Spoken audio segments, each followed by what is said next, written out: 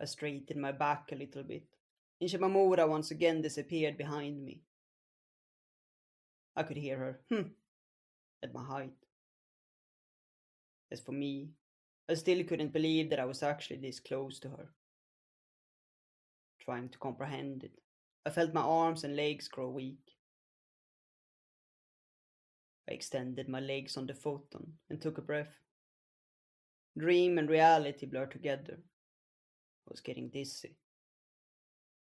Gripping my knees, I could feel Shimamura's presence with my back. She was on the other side of a thin wall.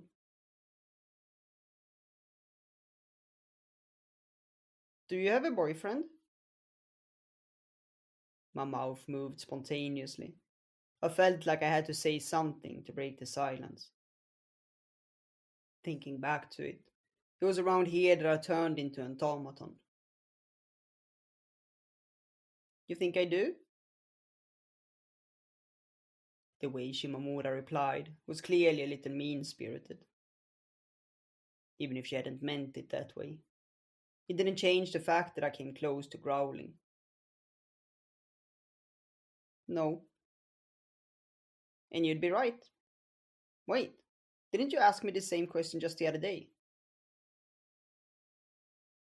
Oh, did I?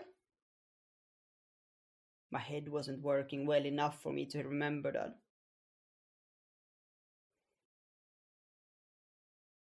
What about you, Adachi? Do you have one? No, I replied, in the exact same way I had just moments before.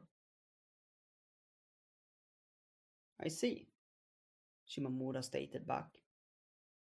It didn't sound like she was particularly interested. She had just asked because I had asked her. That was probably all there was to it. Yeah, definitely. That's just how Shimamura was in general. Even now, despite clearly wondering why I had asked her something like that, her only reaction was to repeat the question to me.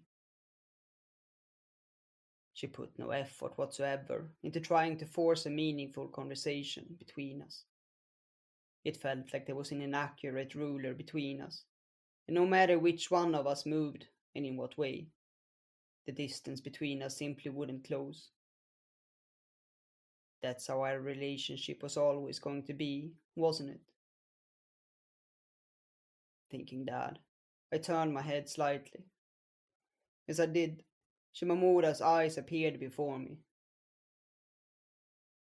I was as close to her as I had been in the dream.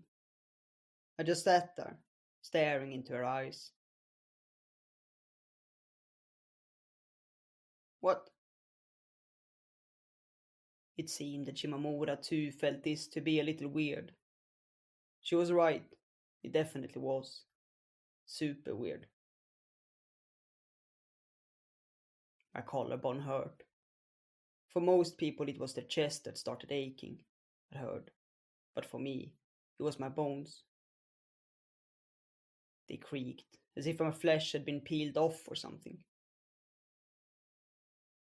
Perhaps the extra burden placed on them by my tensed neck could be thought of as a reason. My neck was in pain, so much so that I was a little worried that my head might come off. I wanted to feel comfortable, and for that, I knew right away what needed to be done. Huh? I love you. Wait, I mean. Huh? What? What the hell had I been about to say? Wait, had I said it? Had I not? If I had, what was going to happen if Shimamura had heard? What was going to happen? Hmm? Shimamura tilted her head slightly to the side. It seemed that in the end, my voice hadn't come out. It felt like my throat was being crushed. The corners of my eyes tingled.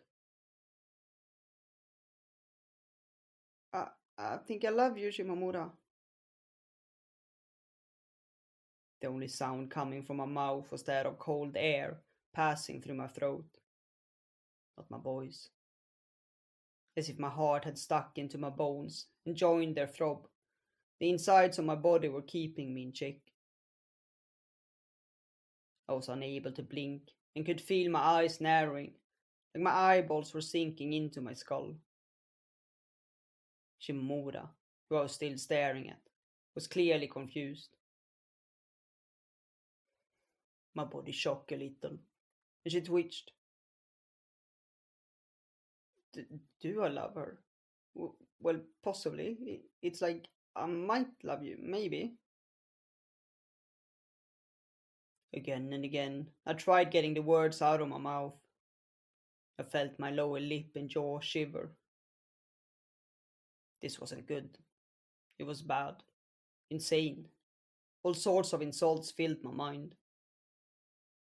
My memories and consciousness wiggled around like a bunch of worms, and I could barely get a thought across.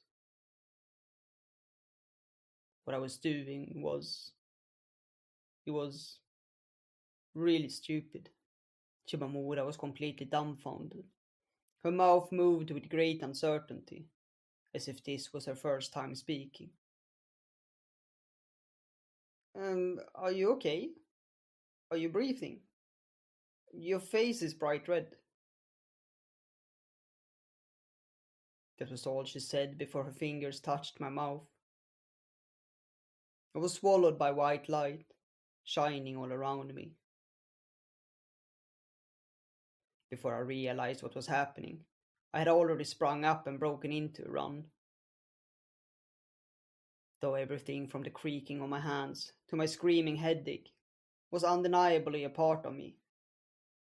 For some reason, it felt like I was an outside observer and that this was all happening to someone else. Wait! Shimamura spoke, all the while showing no intention of chasing after me. Leaving her behind, I ran away. My legs felt shaky, to the point that I was worried whether or not I'd be able to ride my bike.